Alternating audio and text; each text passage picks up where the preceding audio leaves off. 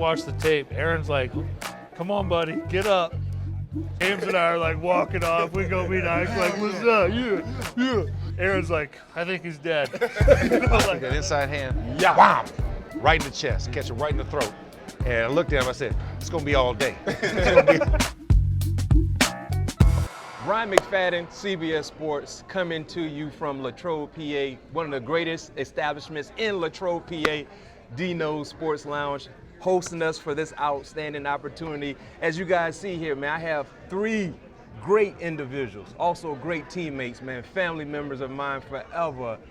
Got to give them their proper intro because they're deserving of that. No other than 2-time Super Bowl champion, Brett Keisel is joining me here. No other than 2-time Super Bowl champion, Ike Taylor, joining me as well. Of course, the big fella of the table, holding the end down as he used to do on the football field, 2-time Super Bowl champion, Max Starks, man. Thank you guys for joining me. Most importantly, man, it's always a pleasure. Anytime we get together, it's like we never left off. But we're here in Latrobe, PA.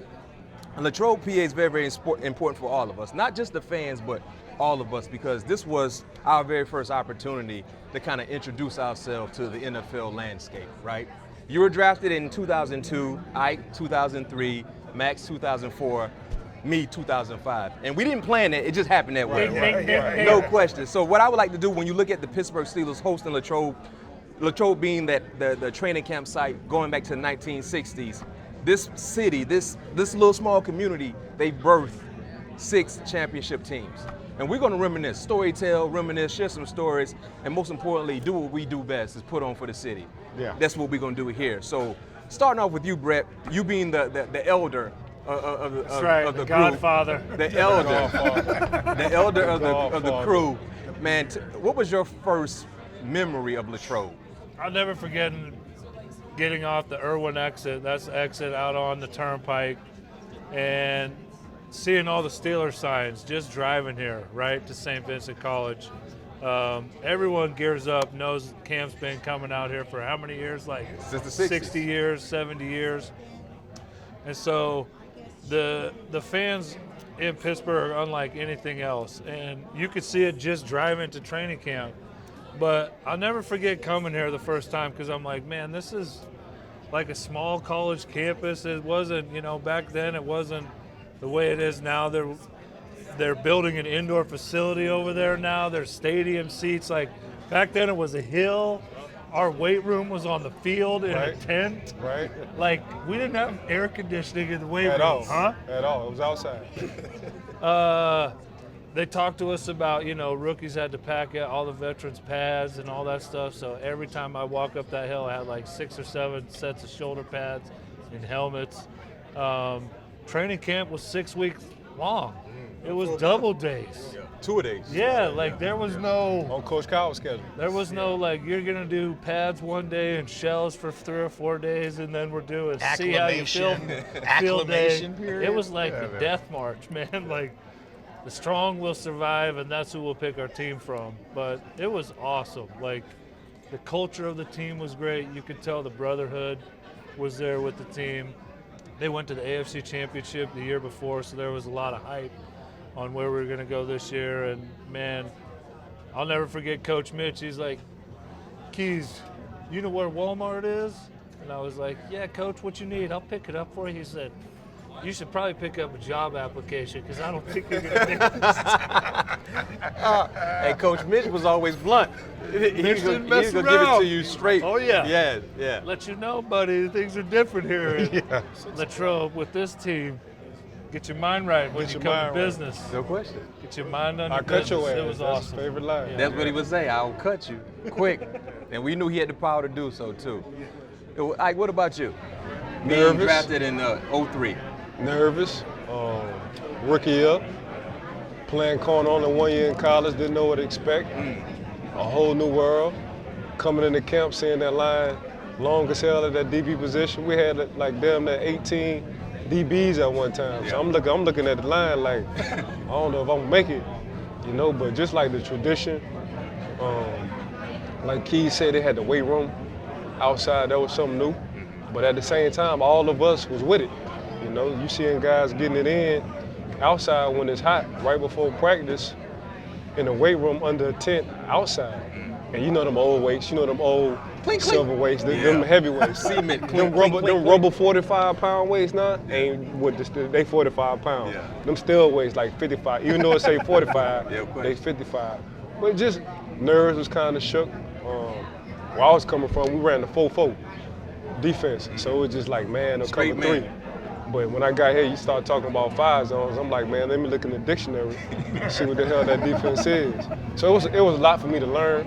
But at the same time, just like traditionally, you know, the Mean Joe Greens, the Mel Blunts, just seeing all them boys, like, all right, this is where it started. So, you know, there was the pioneers of everything. So we just wanted to continue their legacy. Like you said, you get off that Irwin exit, you start seeing the Steelers signs, and you coming up here. And I remember my aunt had a place. She lived out at Mount Pleasant. So I went by her house, stayed there the night before we had to check in, just like be like, oh, I'm gonna be close in the morning, acclimate, right? And then I drove to camp, pulled up, and you pull in front of the dorms, grab your stuff out of your car. I was driving my aunt's like Jeep Grand Cherokee, and it was purple. Once again, not a great choice to pull in the Steelers camp with. It was my auntie car. So I'm like, you know, this ain't mine. I don't have a car yet up here, because I didn't know how long I was gonna be here. And then you get in the dorms, and then like you said, you start to figure out who everybody is, right? You figure out who your roommate. You're like, man, I'm going in the dorm room. I got a roommate. And you know, and then you share it with 2 other people in the other room, and y'all got 1 bathroom. Max, how did you fit on those twin beds, bro? How did you fit on there? Listen, year 1 on the twin. It was rough because my calves was hanging off. And you can't ask for stuff as a rookie. Right? Can't ask for nothing. You can't be like, hey, bring in a big bed. Hey, can I get this memory foam mattress? No. I didn't even know you can do that.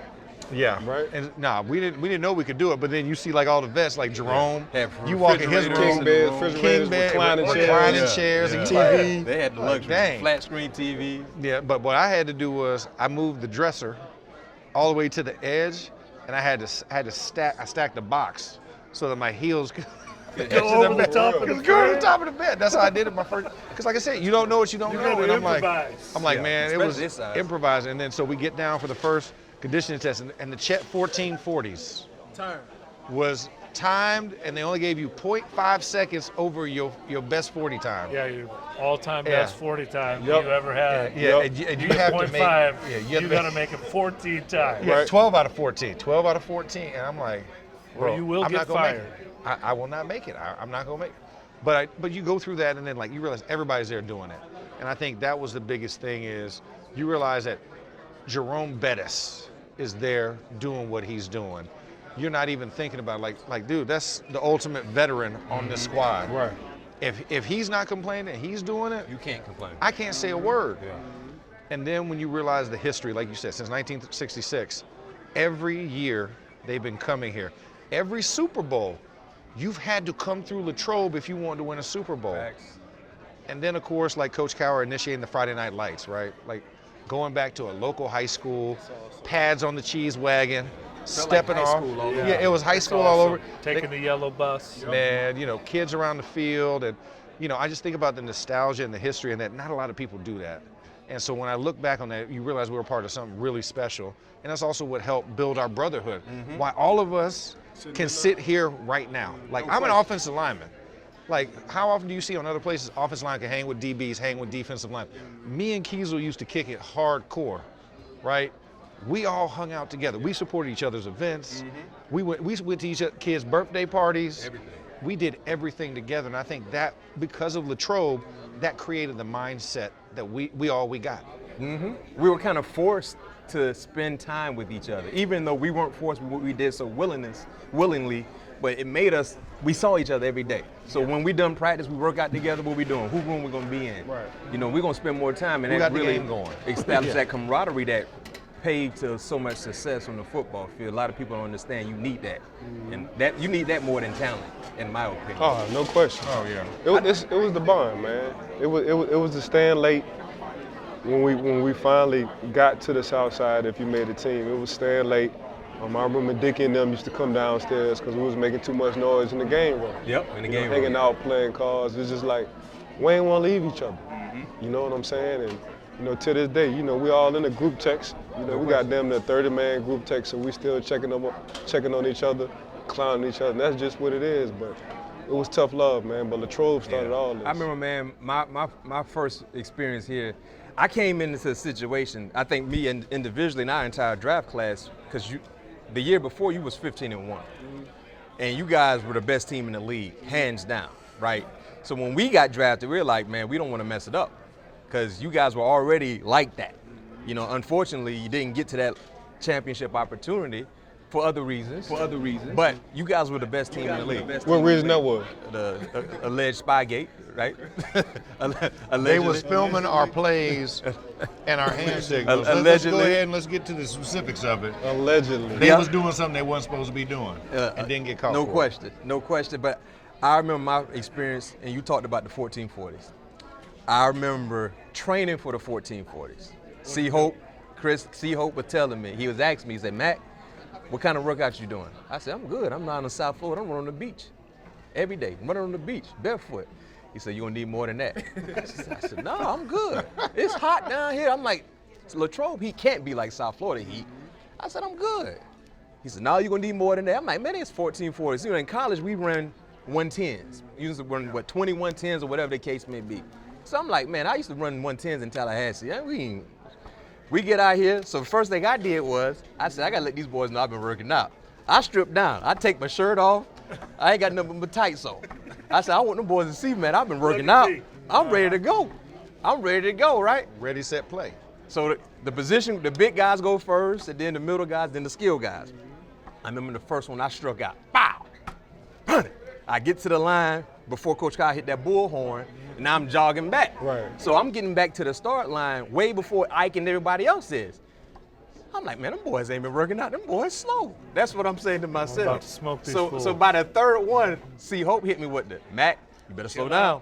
You're going too fast. Chill out. I said, no, bro, I'm in good shape, man. Y'all boys ain't been working out. That's what I hit him. He's like, no, Mac, chill out. You ain't even get to halftime yet. Yeah. Next one, I struck out again. Yeah. Well, I got to that 6. That monkey got on that back. That monkey got on my back. So I'm like, man, we got 8 more. We got 8 more. And that horn kept hitting faster and faster. So but now we get to the 8th and to the 10th one, I'm coming in almost last. I'm fighting. You tried to put that head across the line. Like, Back I got there. That back, hey, that back was the first thing to go. You know, when that back goes down, you know, that's upright. Hamstrings got tight. When I got to that last one, somebody shot me in the back. It felt like I just collapsed. And I remember Wig and them came and went to me and brought the ice and threw all the ice on me. The trainers came to me. That 1440 set me back for 2 weeks. Yeah. Nah. 2 weeks set me back. Nah, that 1440 was a wasn't grown just man. you. Yeah. That was plenty. It was plenty. Like That test will get a lot of that guys. conditioning test, man, was something that would, if you're not prepared, the first time was the hardest time for me. Next year, I kind of understood I got to pace myself. It sounds like it's not nothing. Yeah, but it is. But it might be one of the best. Because you fighting the time. Yeah, you fight. That .5 is a mother. Well, and DC's down there with the horn. And Coach Kyle was there. Dude. Yes, and I didn't want to be a rookie that came in looking like I didn't work out. So I already had that on my mind. But that was just a standard. And to your point, when I look at the veteran guys like Ike and Deshae and C. Hope, Troy, everybody doing it ain't complaining. I can't complain. Even though in my mind I'm like, man, I don't know if I can make it, but I can't. Right. I gotta fight. I gotta find a way to fight. And that was my first time in trying to fight to uphold a standard that you guys had already created coming in as a rookie, you know, as a first year guy. So that's why, and people don't understand, that's why I think we were so special during our run, was the foundation that was created for every new guy that came in and saw older guys doing it doing it in a certain way and saying, I gotta do it that way. If Ike was working out, I'm working out too. Like I have no choice. I'm not gonna be in the dorm and I know Ike and the rest of the DBs doing something and I'm not doing it. And that became a habit for all of us in every positional group in terms of the older guys. Well, I think the veterans, uniquely in Pittsburgh, grab the young guys, especially the ones that you see maybe got it, right? Like guys that are going to help you win ball games. You can see it right away, and veterans know in order for you to go where you want to go, you're going to need everybody down the stretch somehow. You hit it on the head. Like, Deshae took me under his wing. When I made a team my rookie year after training camp, Deshae said he gave me the keys to the forward expedition. He had a forward expedition. He was like, look, young buck, I'm about to give you the keys, save your money, don't spend no money on no car. And I was like, Man, that's he ain't even know me. I'm like, dang, this dude don't even know me. And he gave me his extra car and told me save my money. So I had this full expedition the whole year. He was like, look, don't get lost, don't get in trouble, save your money. I was like, and from that point on, that's what I was doing with everybody else. So every rookie, like DB rookie that came in, I was doing the same thing. It's funny you mentioned that because I remember when I first met Ike, I didn't know exactly how to perceive my new teammates because there's a new group of guys. You don't know the habits. And when I got drafted in the second round, of course, I'm indirectly competition for Ike and Deshae because we all play the same position. And I remember the first time I met Ike, I kind of already knew Ike because of Hope used to always tell me about Ike. And when I first met Ike, Ike invited me to go to, was it the Cheesecake on the South Side? Mm-hmm. Yeah. And have lunch, right? And I'm like, okay, cool. And I didn't know exactly how the conversation would go because I'm like, I don't know if he see me as a threat or as a teammate. At the end of the day, we're gonna push each other, but you know, some guys might see you as a threat, might or try to give you the wrong information. Some insecure guys. Yeah, no question. Man, we sat down there and broke bread, man, for hours. Sure did. Hours. And he paid for my food and everything. I'm like, man, instantly he earned my respect. Instantly. Because I said, this is an older guy who we play the same position, but he's trying to take me under his wing. And I respected that, and I'm like, bruh, I'm rocking with him. And our entire team was like that. Every position, I'm pretty sure we all got stories in our position group where older guy, young fella. Who took you under who took you under? Chemo, I'm Big A. Chemo. Brother. Brother Chemo. Brother Chemo was great to me, man. Cas, let me show you how to do this, Cas. You gotta shoot your hips, Cas. So like, Chemo used to club people. He had this club move. Like a Reggie White almost. It was. Mm-hmm. It was the exact same move where he would set you up and club you. And I mean, he was knocking 350-pound guys out the way, just on their ass. Like, and I was like, Chemo, you got to teach me that club. Oh, Cas, come here, Cas. Let me show you, Cas. You know, but they were both like that. I had a hard time coming from a 4-3 end, an outside rush end, to a 3-4 end where we're in on the guard sometimes, and if we're a nickel and dime, we're on the center sometimes. Like, that was a whole new thing to me. And those guys, I can't tell you, Aaron Smith every day was one of the first guys on the field hitting the sled, one of the last guys off the field hitting the sled. Used to drive me crazy because I'm like, bro, I can't be walking off the field and Aaron's over there hitting the sled. Yeah. I got to go hit the sled. Right. And that's just how it rolls in. Like the veterans, you see them putting in the work. You see the little intangible things that they're doing.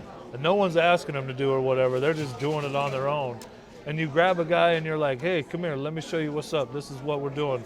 This is how you roll your hips out of here. You use your footwork or whatever.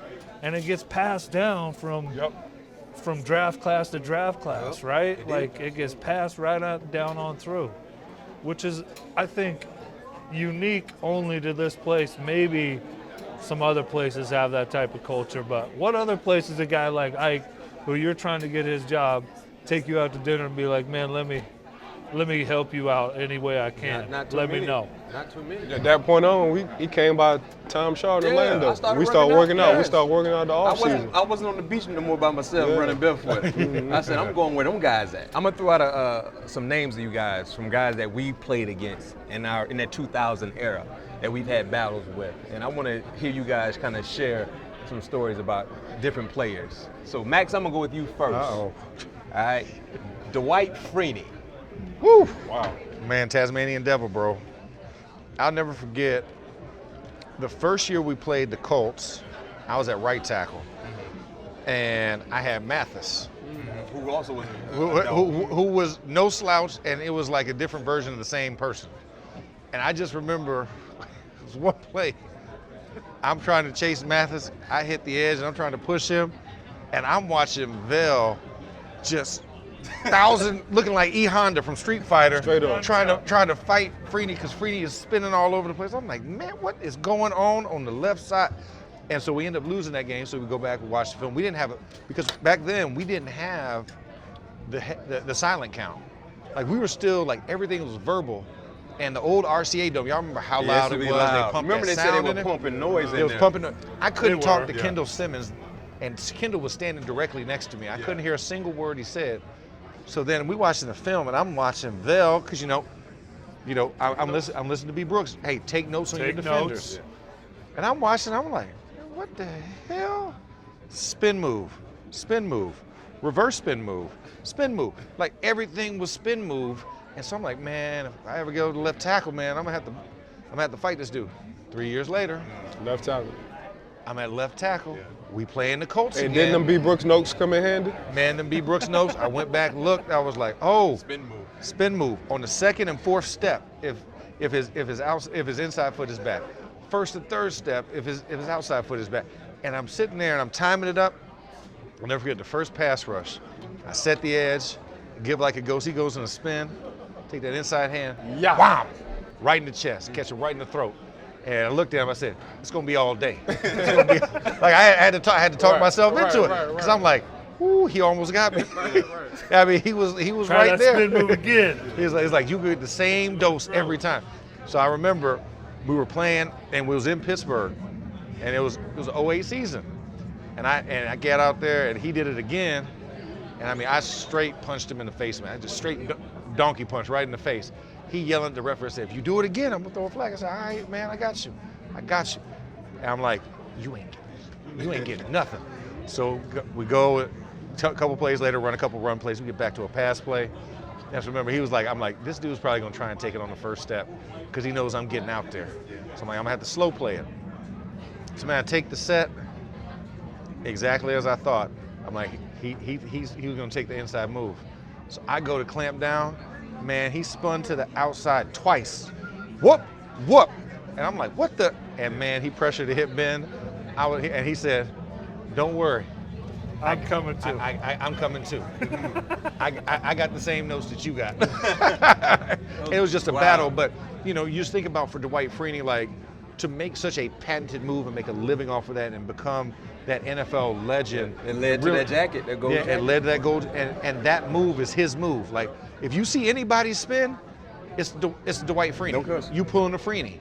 And so that's just something that was really special to know that you did battle with that. Years later, I was a teammate with him briefly in San Diego, and we really talked about it and broke it down. He's like, man, you was actually the first one that really got how I worked.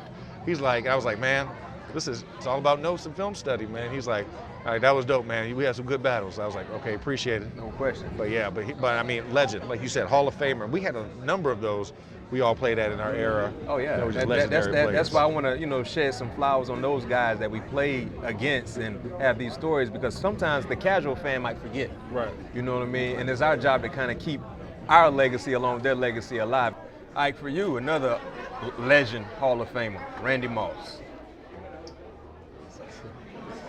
You had quite a few battles. Yeah, that And shouts out to Randy as well. He was dealing. Yeah, shout out to Randy. So shouts out to Randy, man. Randy. No question. Yeah, So tell us a little bit about those matchups. Silky smooth, that stride.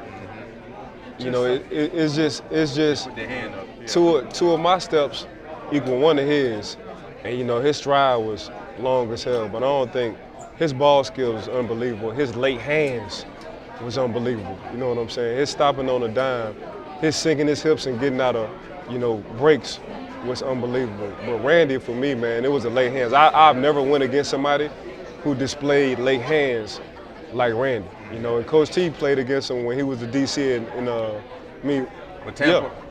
Yeah, Minnesota. Minnesota, yeah. So he was like, hey, bro, don't try to go for the pick. Like, you got to go through his hands. And I'm like, what you mean? He said, they always late. Like, he'll never give them up. He'll never show you when the ball is coming.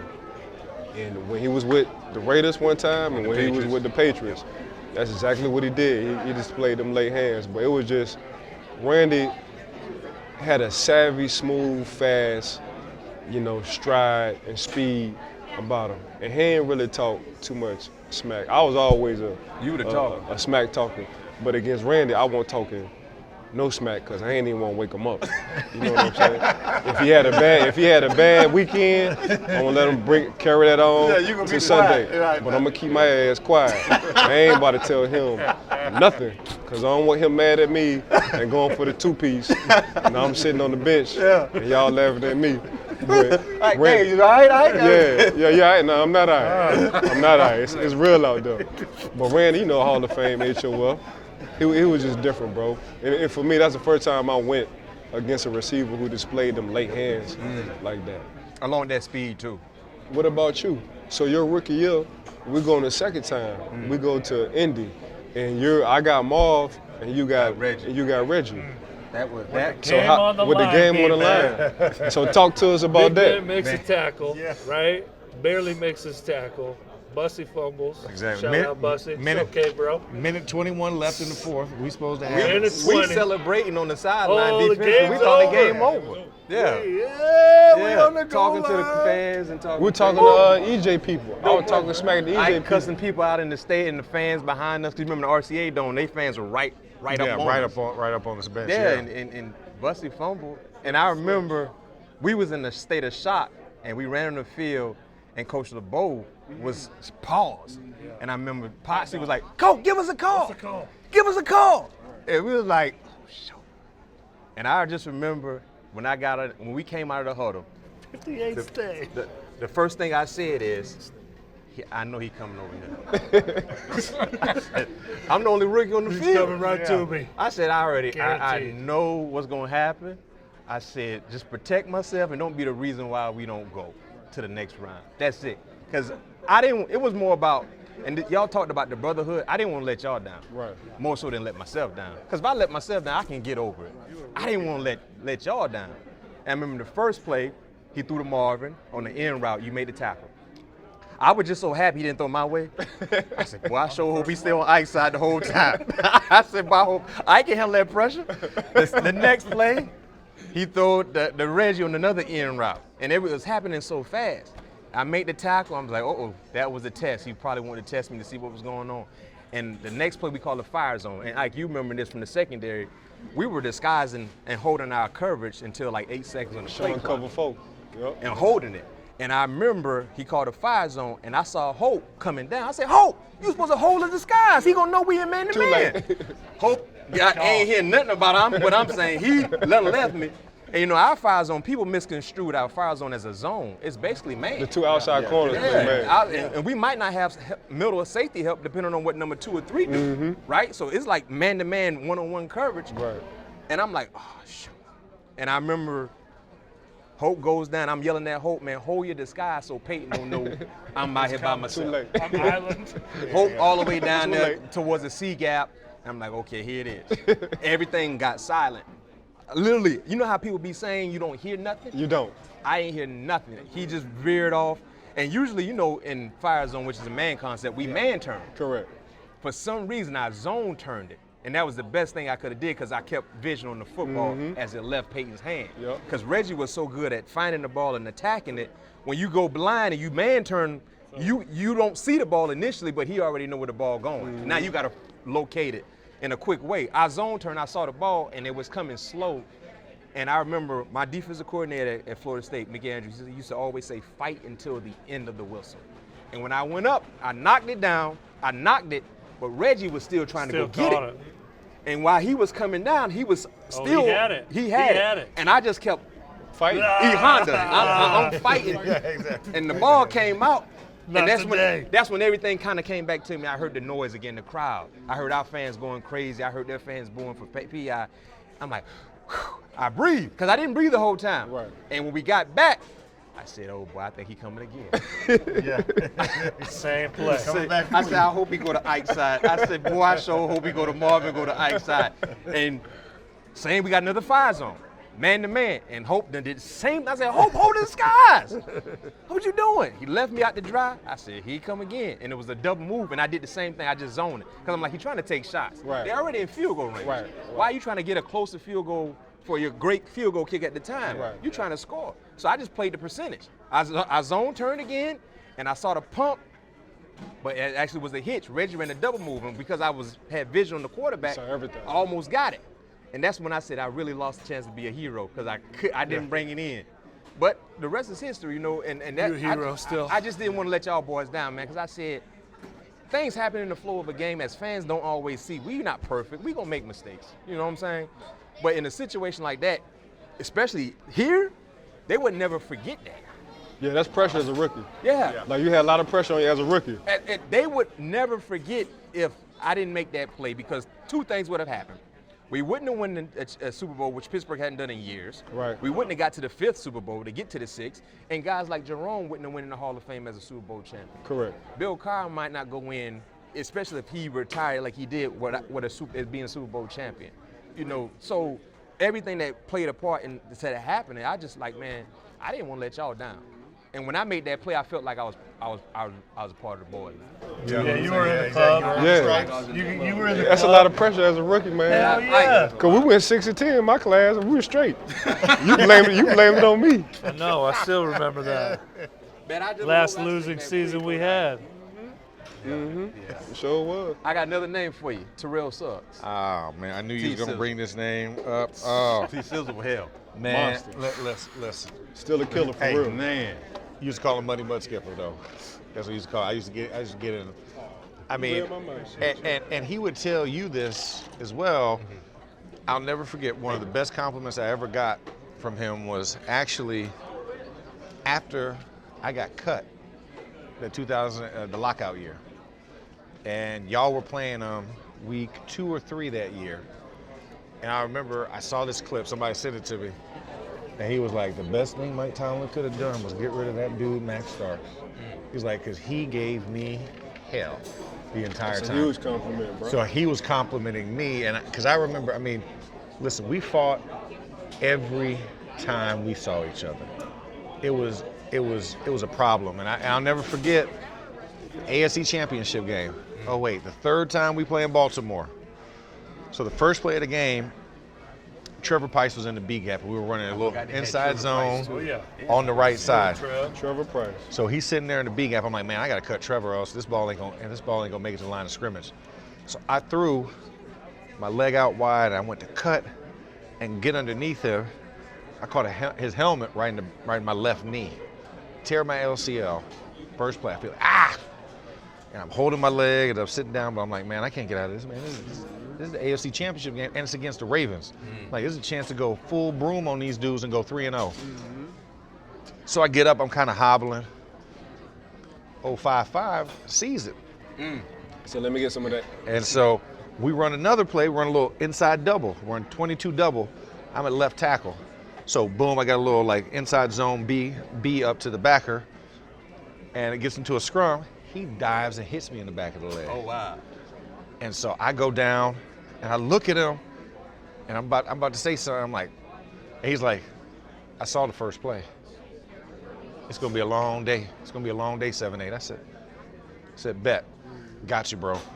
It's like no holds barred after that. So then we get in, pass play. I might have choked him, might not have choked him. Wasn't a penalty. Allegedly, because it's only a penalty when they throw the flag. Right.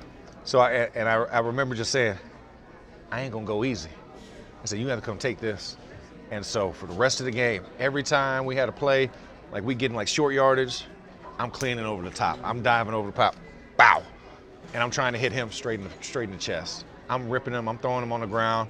A couple times I might have kneed him. Yeah, I mean, we like fought. So it was a problem on site anytime we saw them. We already knew what the Ravens game was. We knew that was the best rivalry game in all of the NFL. Facts. Like, it was the closest thing we got to college rivalry that you could ever experience. But at the end of that game, I'll never forget, when we won, I just shook my head, and he just gave me one of these. I gave him one of those. We weren't gonna shake hands. We was beyond that in that game. So I was like, yep. I said, you watch me in 2 weeks. Hold up at Lombardi, bro, and walked off the field. But when I say a fierce competitor, a dude that just was relentless and was physical, and he had moves along with his strength. I mean, one of the tough ones, I'll say, when I look back on it, as many times as we played each other, like, we brought the best out of each other in those moments. Marshawn Lynch. Oh, Buffalo? Like week 2 in Pittsburgh. Oh my God. That's before we knew who Beast Mode was. Oh my God. And he wasn't Beast Mode He yet, was just but, Marshawn. but Boy, I remember after that second offensive drive for Buffalo, Potsy came to the sideline and brought all of us together, and he said, "Hey, Any of y'all ran up on a young boy yet? Somebody said, nah, we didn't get a chance to get him.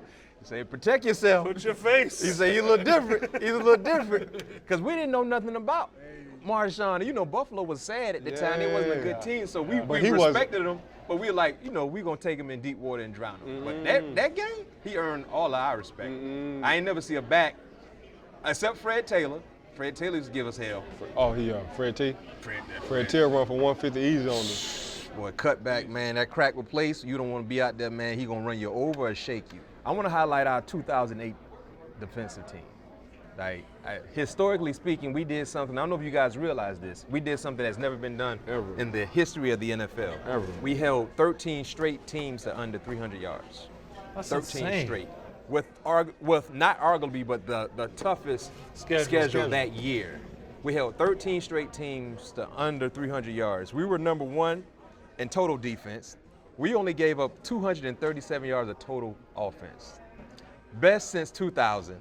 We were number 1 in scoring defense. We only gave up 223 points the entire year. 9th best since 2000. Of course, we won a Super Bowl. Some of the notable guys, you two guys, James Harrison, Lamar Woodley, T.P. Troy, Aaron, James Ferrier, Timmons, Foote, Casey, R.C., Will Gay. I mean, but it was how we was doing it. So that 2005 Super Bowl run, we was more like street, because our leader at the time was Joey, and we knew what time it was. We was throwing. If you beat us on the field, you weren't gonna beat us off the field. No question. We was fighting everybody, right? On the bus. On the bus. But then we get to when Pot Dog became the captain, it was more IQ-like. Like then Ray Horton, shout out to Coach Ray Horton. yeah, Ray Horton. So, and then we played together a little bit longer. We knew each other, and we was a little bit smarter. So we already knew. I remember some games, we was walking on the field like we was telling the opposing teams like, y'all might not score 14 today. Yeah. You remember we said if our offense give us 17, we win. Every game. Yeah. Just give us 17 points. Every game. Yes. Think about that. But it was how we was doing it. Yeah. It was how we was doing it. We was laying mothers out. No question. We're talking about that 2008 run defensively. Defensively.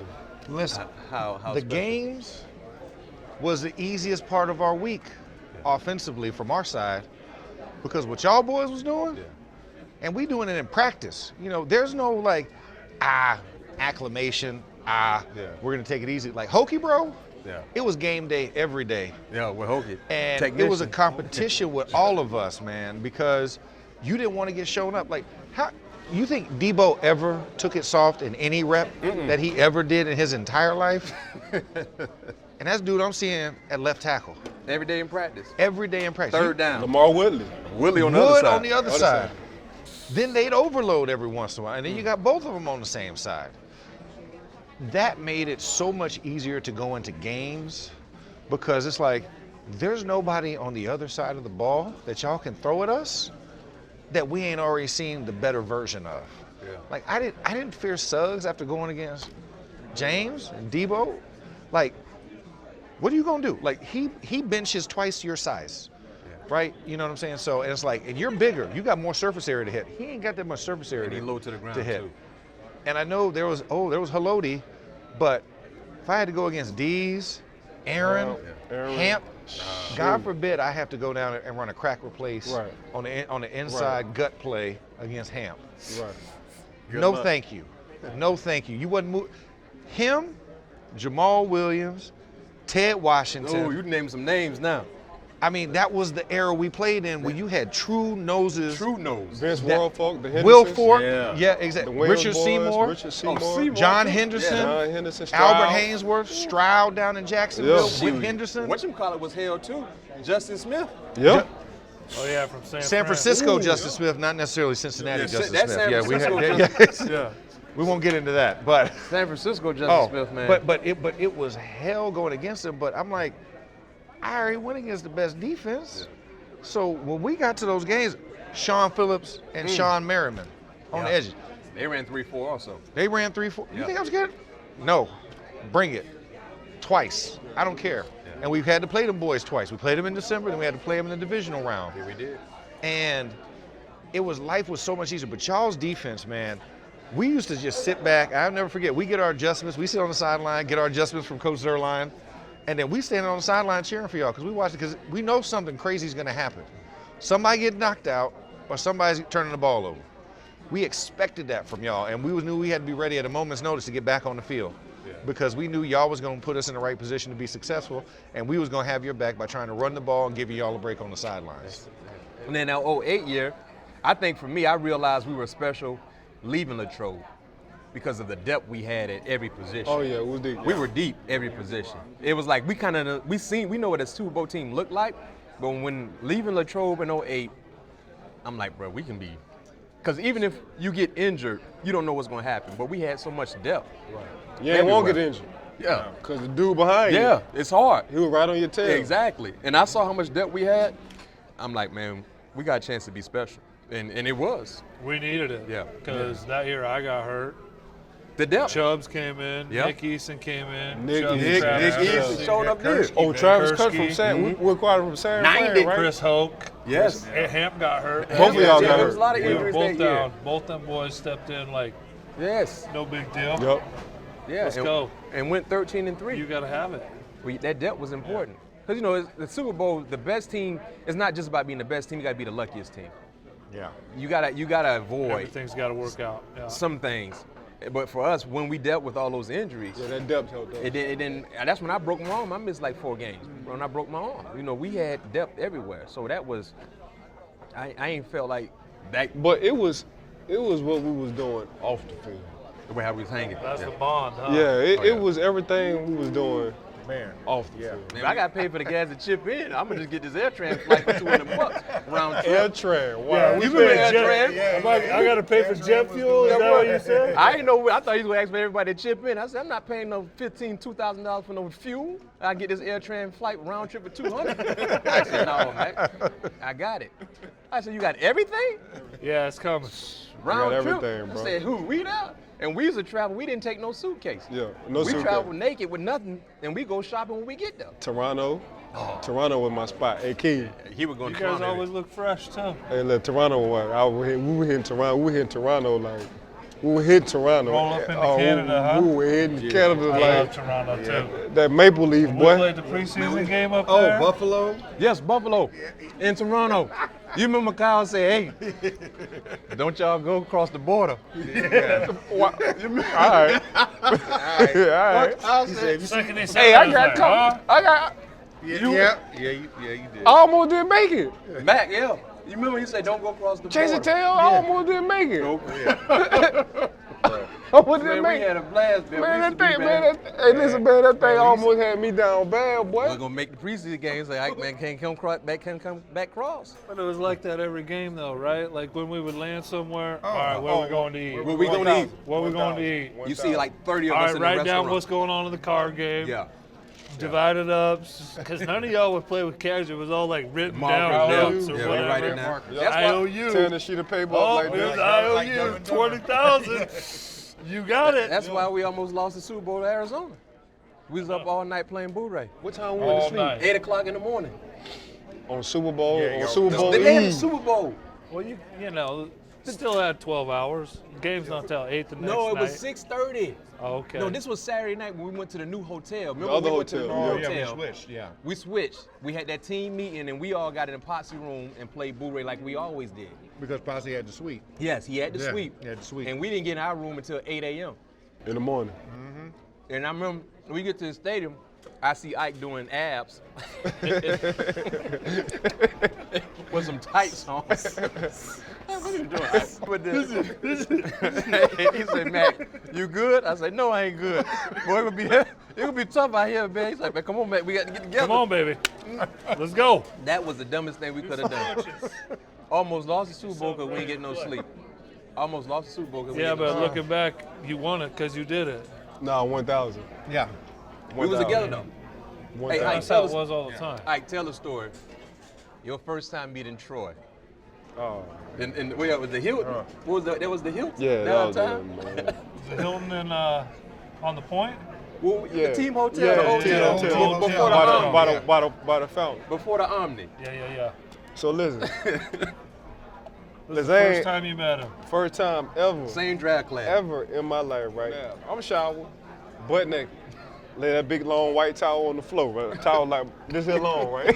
Oh man, this is it. So I shower. After I shower, I said, man, let me get some abs in. I got some abs. I'm doing abs. Butt naked ass. Butt naked ass. As soon as you open the door, so I heard that thing unlock. I ain't tripping. I'm gonna keep doing these abs. What's up?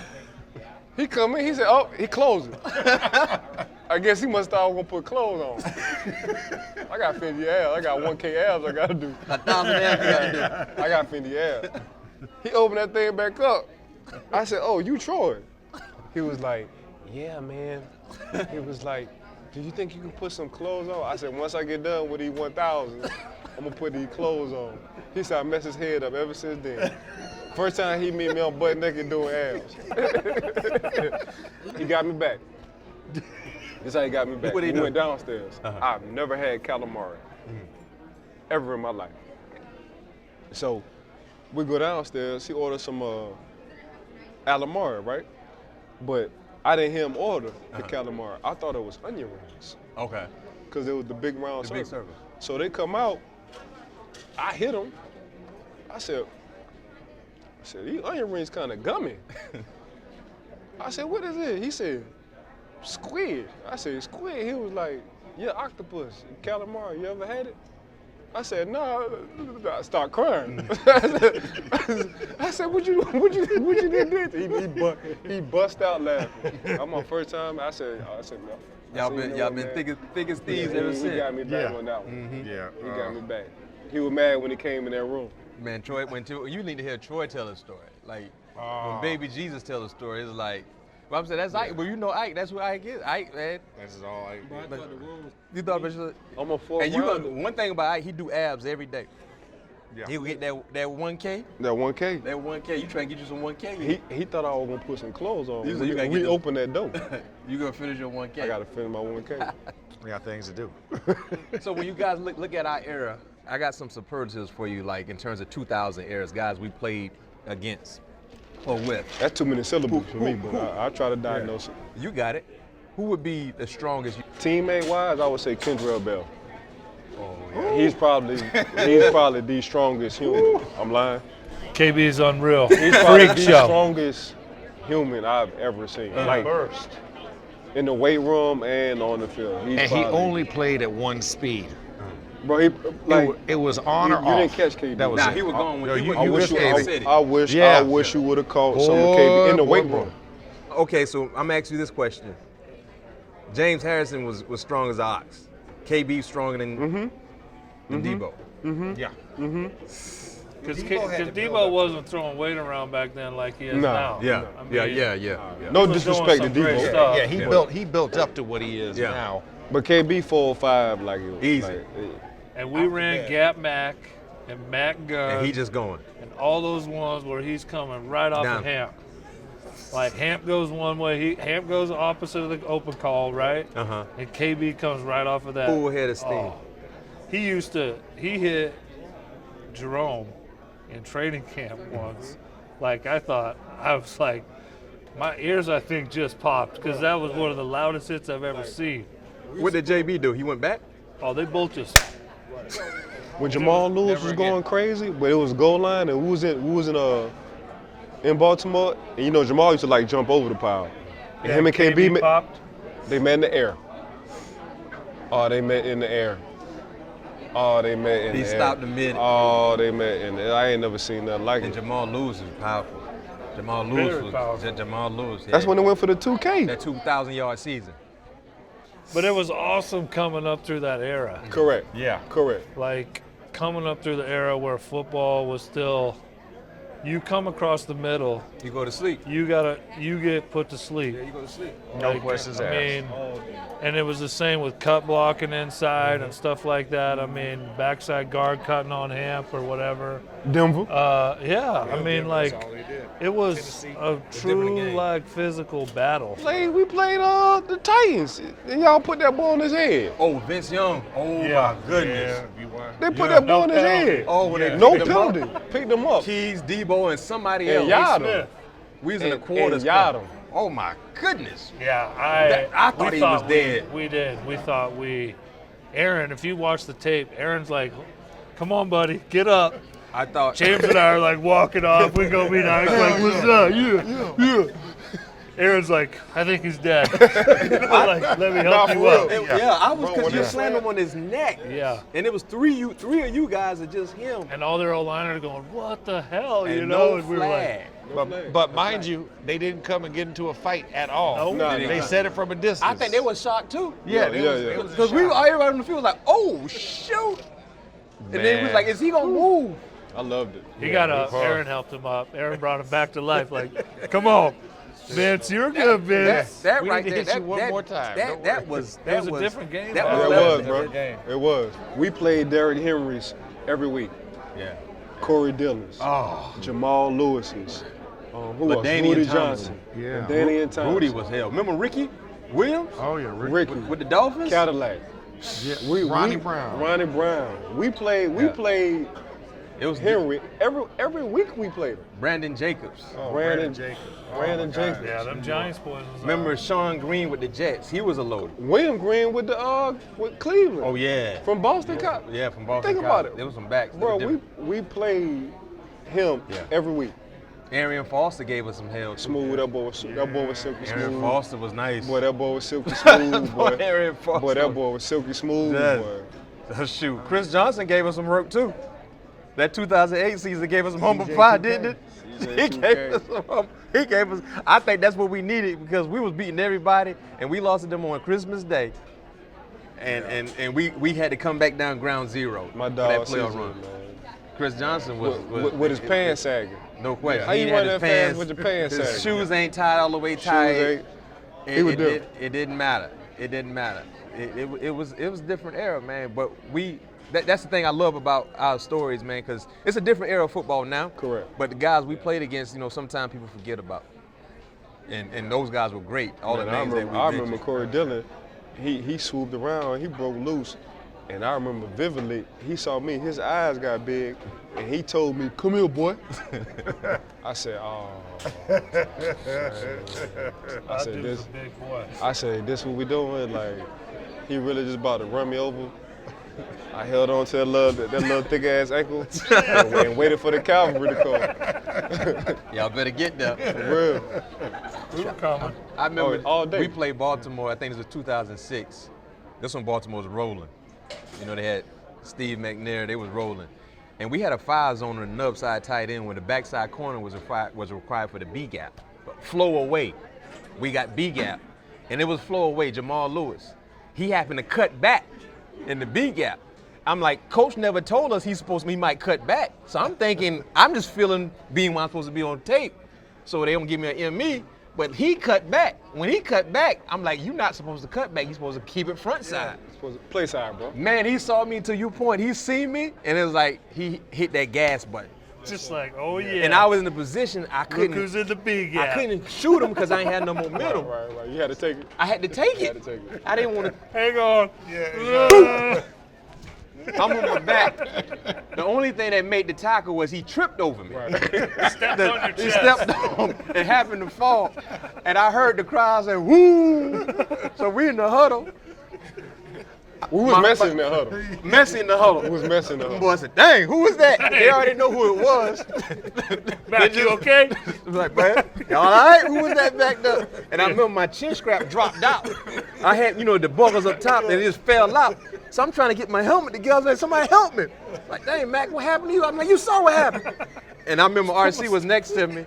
I said, RC, was it bad? He said, Mac, don't look. You remember in Baltimore look. Stadium, we had the screen behind yeah, the don't field. look at the He thing. said, don't look up, bro. They showing it right now. And I just heard the crowd say, woo! So I'm like, man, God. it was different. Yeah. But that's what we had to do. I knew it was gonna be. I'd rather get ran over than not being where I'm supposed to be and turning down The some Clinton content. Portis. Who was the other running back from Buffalo before them boys? For Marshawn? The one who played forever. Um, They had some 22. Fred Jackson. Fred Jackson. Fred Jackson was bro, nice. he gave me a stiff arm Fred in Jackson Buffalo. was nice. I was fixing my face mask as I was going to the ground, cause it burnt all my eyes. Like he gave. While I was swimming, I put my face mask on. I said, man, this dude here, bro. Steven Jackson with the Rams. All right. Steven Jackson. Yeah. Ooh. All right. Like the Steven Just Jackson. think with the about who Rams. was going against. Frank Gore. Frank Gore. Gore. San Fran. Adrian AP. Peterson. Oh. Come on, bro. We gave Will Gay the award that one time, remember, in Pittsburgh. Hey, listen. You know what scared me okay, was my bad, Deuce. When he got Deuce, and he came to the sideline and he got on one knee, and he roared. Like a lion. I said, he got a lot of our ancestors coming out here. I said, there ain't no ball. There ain't no ball. Like, when he roared, he got there. I said, man, who is this dude? Oh my God. He was a We man. shut him down, though. AP. We shut him down. MJD with Jacksonville, Maurice Jones-Drew. What you talking about, Fred T? Him and Fred T. I mean, No. consecutive years. Y'all remember when we caught Jacksonville? I forgot what year it was, but Fred and MJD were hurt and we got Greg Jones. Oh, forgot about GJ. Oh, Oh. another pound for pound strongest human. You know, all this to is ever working out do it. together. We always work out together. Oh, And man, you talk about a long day. You know, Jayville didn't want to do them run the ball. They Yeah, come out yeah, in they 22 had our personnel. They had our recipe. Yeah, they come Yeah. out in 22 personnel and just run it left, right, Oh. left, right. Oh, And my man, Greg had it on his G. mind that game. It was, It was his turn. man, these definitely endless stories, man. But before I let you guys go, I want to transition to the current team, 2025 team, man. Pittsburgh, Ike and Max, as I stated earlier, you guys have been foot on the ground with the guys. You know, Yeah. your roles with the organizations. I know, Keys, you've been out watching as well, man. Let's start with you first, Max. What's your expectations, man? How you feel about this current team as they get ready for the upcoming season? I think one of the key things is that you'll notice this season, depth. I think this is the deepest squad we've had in a very long time. We just look at not only the frontline guys, but the second tier guys who could be starters elsewhere. And we will probably release somebody else's starters that will start for them in the season. Like that's something that Omar Khan and kind of the scouting staff has done. Ike's been in there of really churning this roster to get quality depth. And obviously we saw the splash plays this offseason that came with it, but it's really the other guys as well that's rounded this out. Talking about solid free agency, solid draft, depth is what I look at. And let's just face it, man. I mean, this is a moment where we're bringing in a brand new quarterback that has the pedigree. So we made it to the playoffs with 5 different starting quarterbacks the last 2 years. All of that combined does not imagine what we've been seeing with number 8 out there. How has he been looking? You know, I mean, he don't look old. I can tell you that he don't act his age, and that's one thing Ike and I have both noticed. Like he don't act his age. Like the throws that he makes, the velocity, the way that he can see things, and the way that he's predicting what's going to happen. It's something we haven't seen since Ben. I just put it that way. Right. We hadn't seen it since Ben, and I think that's what kind of makes this different. When you got that professional quarterback in the room, and you pair it with the defense that we got, and all the youth and talent, man, it's going to be something special this year. what about you, Ike? What you see? Well, you know, when you got a Hall of Fame quarterback, and we played with one in 7, he's going to go to the Hall of Fame whenever his time is. First ballot. First ballot all day. But they just move different. Hall of Famers move different, they think different, they act different. Their confidence is a little bit different. And it's a drip, it's a swag drip, like you just got to get on board. You know what I'm saying? And that's with 8, AR. He moved different, he think different. And this is fun to be around, but I agree with Max totally. It's the depth. We knew, and we talked about this earlier in the show, like, we knew you couldn't get hurt. So you didn't have no time to relax. You didn't have a position sold up. You knew that dude behind you, if you did get hurt, man, your spot was taken, and if you played well, you won't get that spot back. That's what we have right now, this year. So it's the depth part for me. You know, one thing about depth and good people behind you, it's gonna make that sword even sharper. You can't get comfortable, you can't get complacent. So that's how I look at it this year, man. We have depth like how we once had it when we was winning. What about you, Keys? I think they gotta follow the recipe that I talked about earlier. Like, I really think it comes down to running and stopping the run. Even watching us the last few years, I see way too many big splash plays against us and not enough splash plays for us. And I think it really is going to come down to the bigs. You know, I believe that, just not just because I played in there, but I think if you could control the trench warfare, like, you're going to give yourselves a chance to win. And they got to keep 8 up. Like, he's got a lot of assets when he's in the huddle, and skills and history and knowledge and all those things, but they got to keep him healthy, man. And they got to keep him upright, and that's why I feel like we got to run the ball. Warren and this new rookie kid, like, I think they've seen a lot of good stuff out of them boys. And, you know, defense has got to be nasty. Like, we got to get turnovers. We got to be not only just turnovers, but scoops and scores. And the skills that these guys have now, punching the ball out, like, it's incredible to watch that happen in a game speed type of play. But these guys practice it, they work on it.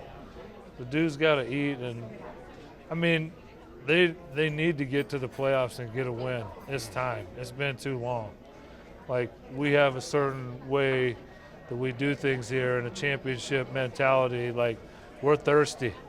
We're thirsty, and we need to quench that thirst in the playoffs, right? What needs to change for you guys? You talked about, we hadn't won a playoff game in 2016, and clearly that hasn't been the standard. So what needs to change to have more success in postseason play, you think? I think it's just the momentum going in at the end. You know, you got to be healthy, you got to be strong, you got to be ready for that battle that is the playoffs. I mean, it's a whole new, like, animal. And just getting to that boat ride that's there at the end of the season is really tough to do. Like, everyone's got to be rowing, man. Everyone's got to be rowing on the ship. You can't have anchors.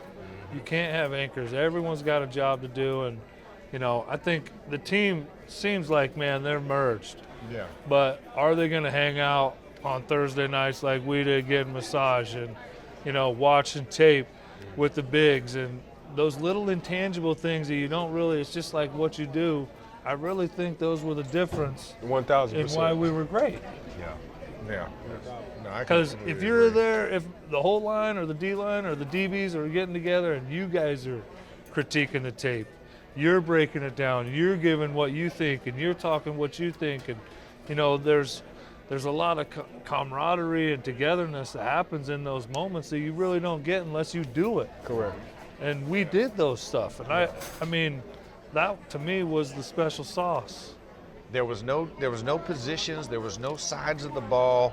It was just us. Well, and I think that's it. Like, I went to your rookie parties. I went to your rookie parties. I went to your massage things. Like, we all did that, though. I'm a little different. You do. I like to kick it with my guys. Yeah, you do. Exactly. But, You do. I mean, that was unique, though, with us. That was needed. Like, There was no awkwardness about it. No. You know what I'm saying? It was just like, okay, D's is here. Okay, Ike is here. Mac is here. It didn't matter. It's like, pull up a chair. Like, there was We're no, all like, together. especially, like, we be at, like, Capitol Grill or, like, Morton's. We sit, hey, what's up? Man, get him a chair. Dino's. Get him a chair. Here, Dino's. We could walk wherever. I mean, and there was, if one was there, we all was there. Facts. And I can tell you this much, when I first got here, my first few years, I saw how together we was as a group. But when I started seeing, and, you know, Troy didn't really go out like that, but when Troy occasionally came out. Yeah. And it was Like, we're onto like, something. this is, we're together. like that, it was like a special, and we had to become his bodyguards, basically. Yeah. We had to kind of shield fans off from him. Troy was Michael Jackson. No was question. Jackson Yeah, 5. exactly. Yes. But when he came out and he just wanted to be a part of what we were doing, and me as a young player was like, this is what this is about. And I shared this with Keys off camera. We were never the most talented team, but we were the most together team. Yeah, 1,000. We were the most together team, and we fought. You weren't gonna beat us, even though we beat more talented teams, Right. from top to bottom. But they weren't together as we were, and they weren't gonna fight as hard. We fought hard for longer. Yes, absolutely. Any given time, and you can see how still to this day I can call any one of you guys. We hit like how it happened today. Show up. Show up. For each That's other. what we did, and that's why we showed up on the football field. And hopefully, I love the fact that what the organization is doing is bringing alum in to the business side, so they can see things and be able to disperse some of the knowledge that you gain through experience to the younger guys. Because a lot of these kids don't know, especially coming from this NIL landscape. You got a lot of players that might be a little entitled, ego-wise, but when y'all share these stories with them, that's how it's supposed to be. You don't know how to be a Steeler unless you are a Steeler. You don't facts. You don't. Absolutely. Well, you said something there. You need to put that on the T-shirt. Matter of fact. Yeah. You don't know how to be a Steeler unless you're a Steeler, and that's what we had. I remember when we were thinking about drafting Lawrence Timmons, and Mike T asked me. He was sharing about LT. I already knew who LT was. I played with him his freshman year. First thing Mike T asked me, is he a Steeler, Matt? I instantly knew what the definition of a Steeler was. I said, no question, he a Steeler. That was it. It wasn't about, the question. is he a hard worker? Does he pay attention? Is he a Steeler? Does he compete? Is he a Take plays Steeler? off, nothing. I said, no question, he a Steeler. It's just something in that bloodline on being a Steeler. You know what I mean? It hit different from any other team. Like, Yeah. we the only team when we looking at draft picks and when we evaluating each other, like, is he a Steeler? It has nothing to do with size, height, and speed. We don't care about your background or what you've been through. We enjoy them good stories of you overcoming whatever. But is he a Steeler? And that's how we talk. And I'll say this, the one thing that we knew was the ultimate compliment is when those 70 guys came around and they was at practice. What was the one phrase, if they said it, You could have played with us. They could have played with us. you could have played with us. You fought for that one phrase. You fought for that one opportunity to hear that from a John Kolb, from my perspective, from a Tunch Ilkin or a Craig Wolfley, right? Franco Harris, Rocky Blyer, Lynn Swan. We say it to this day. I mean, that's one of the things. Great after great after great. Joe Green, Stalworth when he used to come around. L.C. Greenwood, rest in peace. Dwight Mad Dog White, rest in peace. Mel Blunt. Like Mel Blunt, still to this day. Kevin Kevin Green, Green, rest rest in in peace. If you Rob heard it Woodson. from them, Donnie Shell, Rocky you, Bly. you knew you did. Dwayne Woodruff, right? Jack Ham. I mean, there was so many guys you could point to, Swan. right? I mean, Troy yeah, hit the nail on the head when he said that in his speech. yeah, he Like, did. And that is the thing that's really cool about our team and our history, is the old dogs that show up. It was like that with us with the 70s. I mean, me and Joe was on the field with us Yeah. every day up here. He was in the front office. Yeah. Yeah. Like, and you could always go up and talk to him. Be Yep. like, me and Joe, how do I smash this guy? Right. Whatever. And having influences like those guys, Franco Harris, Rocky Blyer, like Mel Blunt. Like, you see Mel Blunt walking down the street, he looks like me. Right.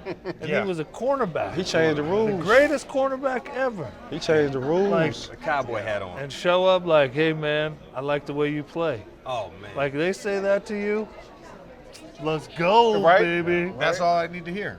I'm on the right track. Yeah. I'm on the right track It's for that. awesome to be a part of that history. This is a special organization, man, because of great players like you guys mentioned, and the success that has been everlasting. And that's why I think we have the most, beloved fan base, because of the legend of greatness. You know what I mean? So it was special to be drafted, a part of this organization. This was definitely a special opportunity. And this year too, we get a chance to celebrate our 20th year anniversary of Super Bowl XL.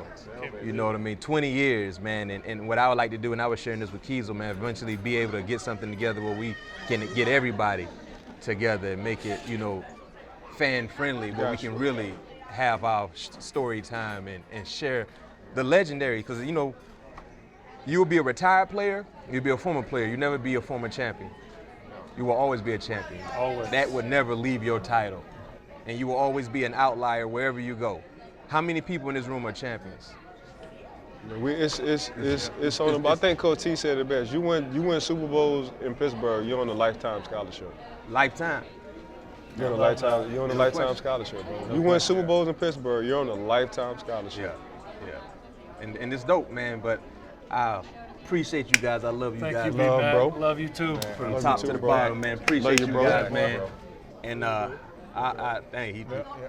I'm getting all of them. Love you, Max. Yeah, there it is. Appreciate you guys joining me for this opportunity, man, to come to Dino's. Thank Dino's for showing us some love as well.